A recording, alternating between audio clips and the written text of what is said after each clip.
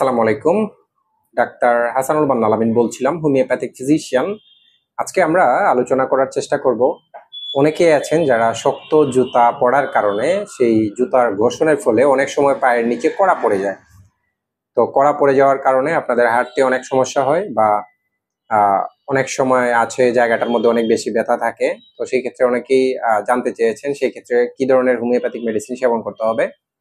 সেটা হলো ফেরামপিক্রিক একটা মেডিসিন আছে। এই মেডিসিনটা 30 শক্তি, দিনে 3 বার 5টি করে বড়ি আপনারা সেবন করবেন, এবং খাওয়ার অবশ্যই আধা ঘন্টা পূর্বে সেবন করবেন। যে কোনো হোমিওপ্যাথিক ফার্মেসি থেকে বড়ির মধ্যে মিক্স করে নিয়ে আসবেন 1 আউন্স, এবং সেটা দিনে 3 বার করে 15 থেকে 20 দিন খেতে থাকুন। দেখবেন খুব দ্রুত সময়ের মধ্যে ইনশাল্লাহ আপনার যে পায়ের নিচে কড়া পড়েছে, যদি সেটার কারণ হয় যে শক্ত জুতা পরার কারণে, আপনারা দেখবেন যে পায়ের নিচে যে কড়াটা আছে সেটা আস্তে আস্তে আরোগ্যের দিকে যাবে ইনশাল্লাহ। এরকম হেলথ টিপস পেতে চ্যানেলটি সাবস্ক্রাইব করুন এবং পাশে থাকা বেল আইকনটি ক্লিক করে রাখুন। ধন্যবাদ।